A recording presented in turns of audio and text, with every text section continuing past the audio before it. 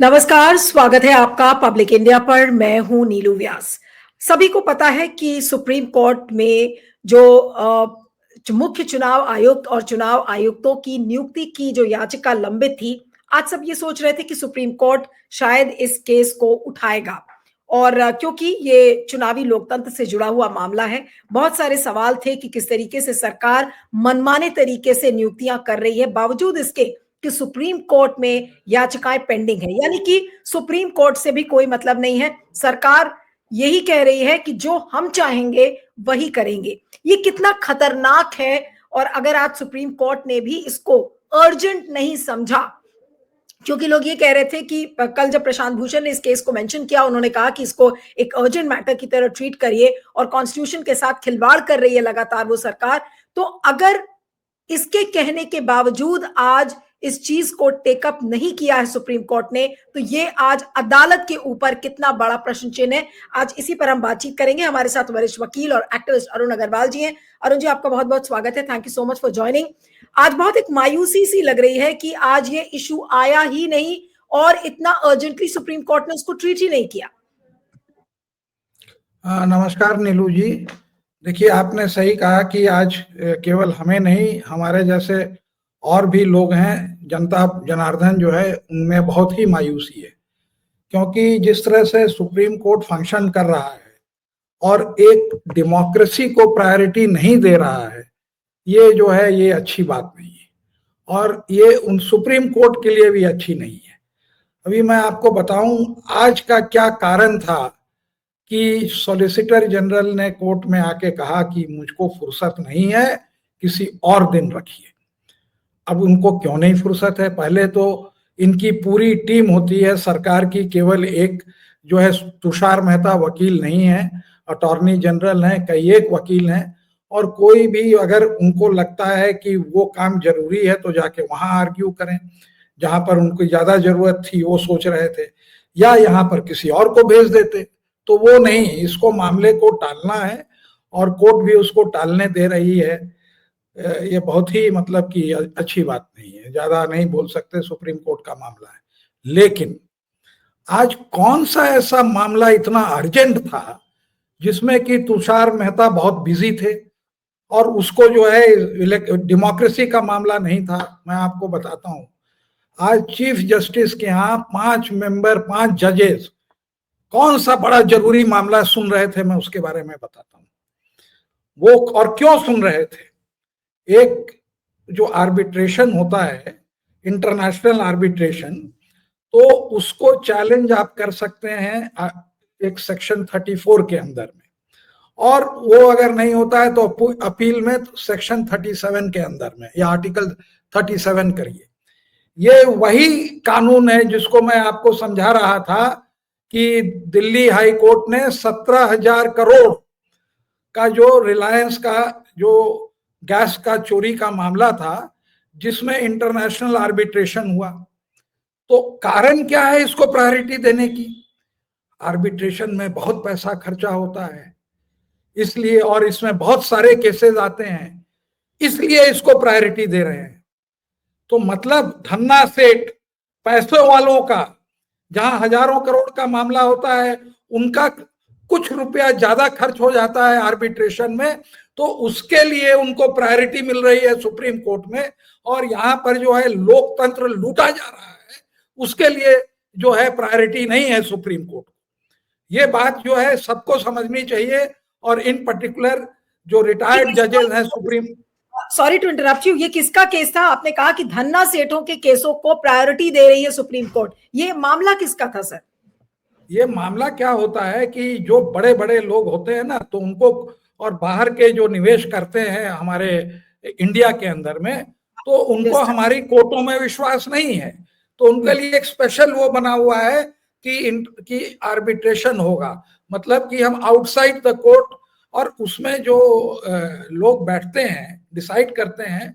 अगर बहुत important case होता है तो जनरली वो सुप्रीम कोर्ट, हाई कोर्ट के जजेस ही होते हैं, जो कि रिटायरमेंट के बाद, और ये फैक्ट है, कहना नहीं चाहिए लेकिन किसी से भी पूछ लीजिएगा कि जो आमदनी होती है रिटायरमेंट के बाद सुप्रीम कोर्ट की जजों की as an arbitrator, this is, माने 20-30 times far more than what they earn.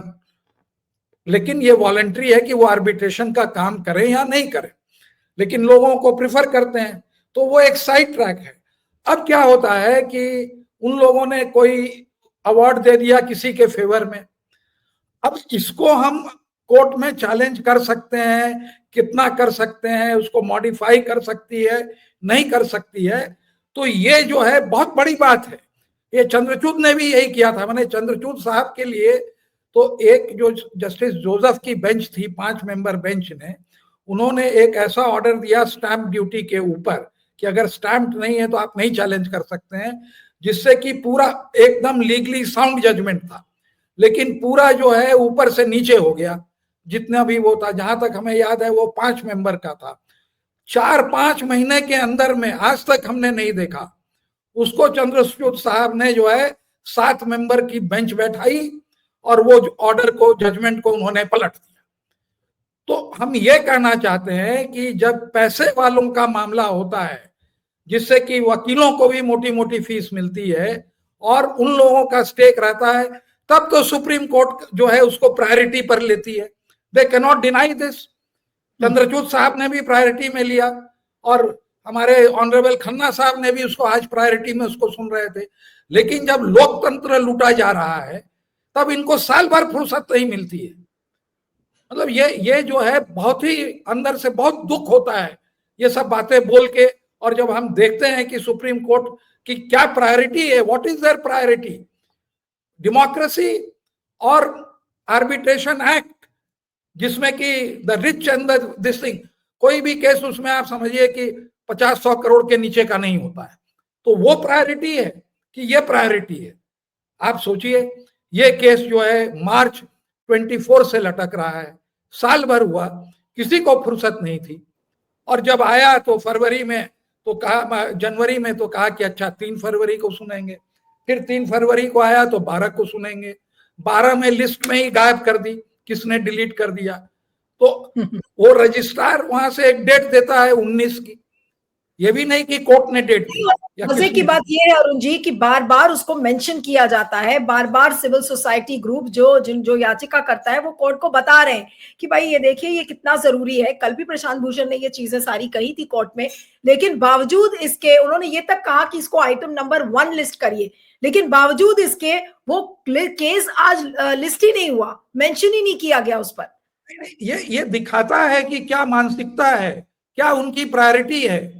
मुझको सबको मालूम है कि सुप्रीम कोर्ट में बहुत ज्यादा केसेस हैं और हर जगह केसेस हैं, लेकिन इसके लिए तो ये कोई ऑर्डर पास करते नहीं है कि जजों की नियुक्ति करिए, जजों का वो बढ़ाइए, जब इनके पास पावर में है। और जब सरकार जज नहीं अपॉइंट करती है रिकमेंडेशन के बाद, तब भी एक जस्टिस कॉल थे, उन्होंने हिम्मत दिखाई तो उधर से जो है जस्टिस चंद्रचूड़ ने मैटर हटा लिया। तो वो जो है फिर उसके बाद अगर बाहर का आदमी आता है स्टीफन साकर और कहता है कि executive leans on the judiciary, तो इनको मिर्ची लग जाती है चंद्रचूड़ साहब को। तो वो तो उस समय भी, उनके समय भी हो रहा था, और आज जो है पूरी जनता, पूरे देश के लोग आज जो है कोर्ट नंबर 2 पर लगाए हुए थे, 3 के ऊपर की भाई आज तो कुछ होगा। इन्होंने कहा है कि कॉन्सिक्वेंसेस विल फॉलो।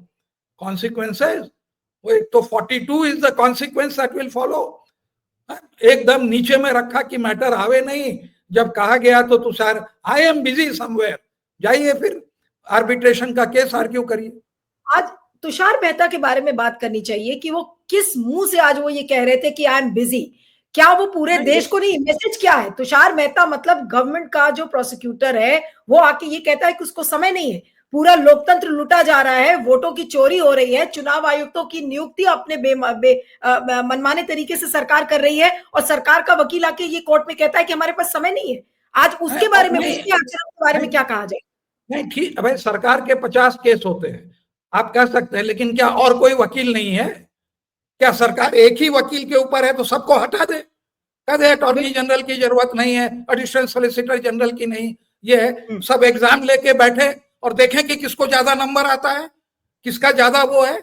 एक से एक काबिल एडिशनल सोलिसिटर जनरल बैठे हुए हैं।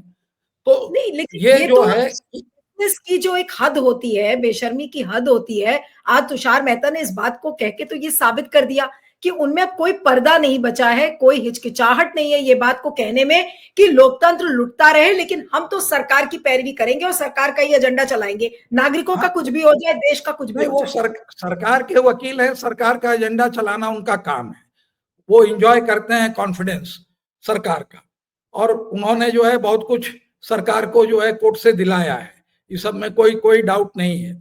लेकिन आज अगर है और वहां डेट है तो ये कोर्ट की वो मतलब कि क्या इज्जत करते हैं, क्या इंपॉर्टेंस रखते हैं, ये दर्शाता है, और कोर्ट भी कुछ नहीं बोलता है।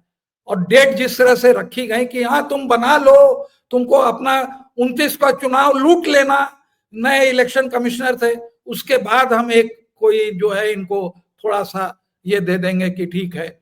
एक ऑब्वियस चीज है कि जो आदमी पार्टिसिपेट कर रहा है वही अंपायर बना रहा है। एक सिंपल सा है कि you will not be a जज इन योर ओन केस, ये फंडामेंटल ये है नेचुरल जस्टिस का कि no person will be a जज in his own case, no person will appoint a जज हु विल जज द इलेक्शन। वही हो रहा है, इतनी सी बात नहीं है, कॉमन सेंस वाला। देखिए जनता को भले बहुत बड़ा कानून नहीं आवे, लेकिन जनता को यह समझ में आता है कि बेईमानी हो रही है, वोट काटा जा रहा है, ईवीएम में घेराफेरी हो रही है, वोट खत्म होने के बाद जो है बाद में वोट जो है लाइन लगा के ये दे रहे हैं, और उसका जब वीडियोग्राफी और पर्ची मांगी जा रही है तो नहीं देके और कहते हैं कि हम कानून बदल देंगे। ये सब हो रहा है इनके आंखों के नीचे।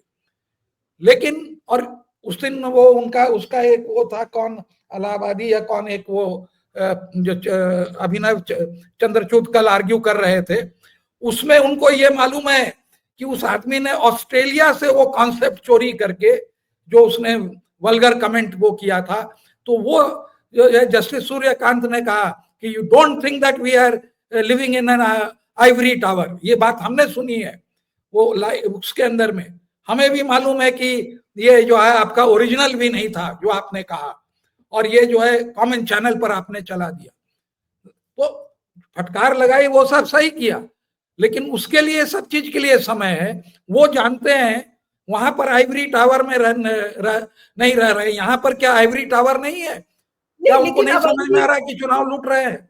एक बात के बारे में बात करना बहुत जरूरी है, क्योंकि हम लोग ये बात कई बार कह चुके हैं कि courts are going slow on these electoral issues, और खासकर अगर इलेक्टोरल मैल प्रैक्टिस का मामला सामने आता है तो कोर्ट्स उसमें धीमे पड़ जाते हैं। क्या अब साफ शब्दों में ये कहने की जरूरत नहीं है कि अदालत किसी न किसी दबाव में है, और अब ये दबाव उन पर कौन डाल रहा है ये पता नहीं, लेकिन अदालत ऐसा लगता है कि दबाव में है माय लॉर्ड्स कि इन इस तरीके के केस को वो आगे लेकर ना जाए या बहुत ही धीमी गति से चले, और वो जब धीमी देखिए गति से चलेगा तो केस अपने आप ही मर जाएगा।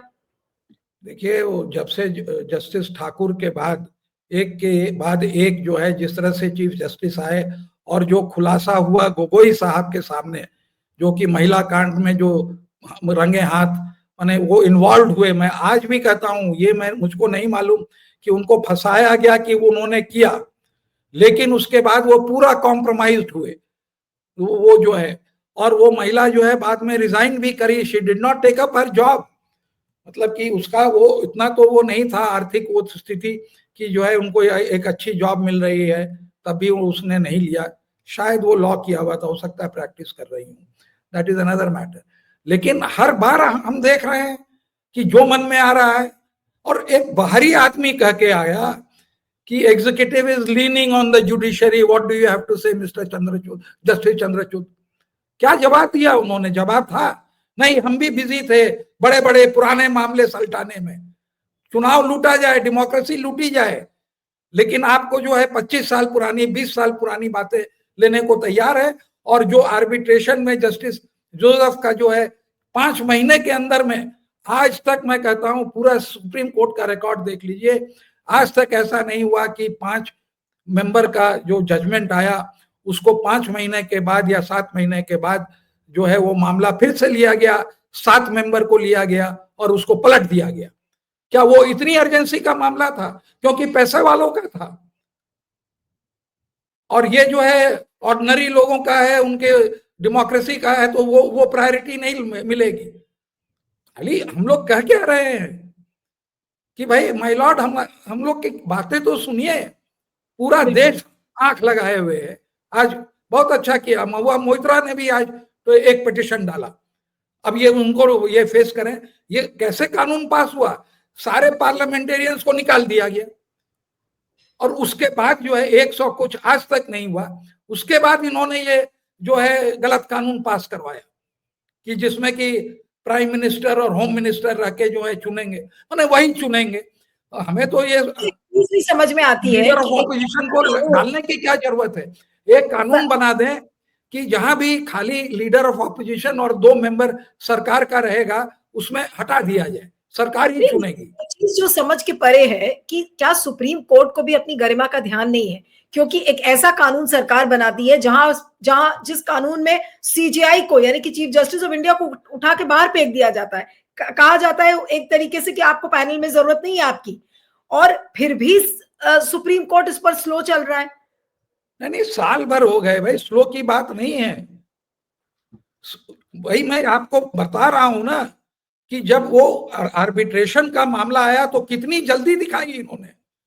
ये देश को जवाब दें कि भाई किस तरह से वो लिस्ट बनती है, आपकी क्या प्रायोरिटी है। Chief justice is the master of the list. और मैं तो अभी भी कहता हूं कि इस केस को जो है एक फ्यूचर चीफ जस्टिस के यहां नहीं भेजना था। ऐसे केवल 3 ही, अभी 4 या 5 जज हैं जो कि फ्यूचर चीफ जस्टिस हैं, जो कि वहां बैठे हुए हैं अपनी सीनियोरिटी से। इसको जो है कोई और जज के पास भेजते जो कि चीफ जस्टिस नहीं बनने वाला था, उसको भेजते। अब वो यहां भी फिर एक कंट्रोवर्सी हो जाएगी कि हाँ आपने दिया तो और नहीं दिया तो, दोनों तरफ से। अब I don't want to spell कि क्या कंट्रोवर्सी होगी, वो इतनी ऑब्वियस है कि अगर आपने किसी तरफ भी जजमेंट दिया तो लोग उसको दूसरे तरह से इंटरप्रेट करेंगे। लेकिन अब ये पूरा जो मामला है, आपको क्या लगता है कि सुप्रीम कोर्ट किस स्पीड से लेगा? ये इलेक्टोरल बॉन्ड्स का भी केस था, आपने देखा ये मामला इतना ही है कि ज्यादा समय दो, पीपल बिकम अकस्टम्ड, क्या कर लेंगे। और ये जो नियुक्त हुए हैं चुनाव चीफ इलेक्शन कमिश्नर और जो एक और कमिश्नर जो हुए हैं, उनका अपॉइंटमेंट आप देखिएगा, हाँ वो वहीं का वहीं रहेगा, उसको ये लोग नहीं पलटेंगे।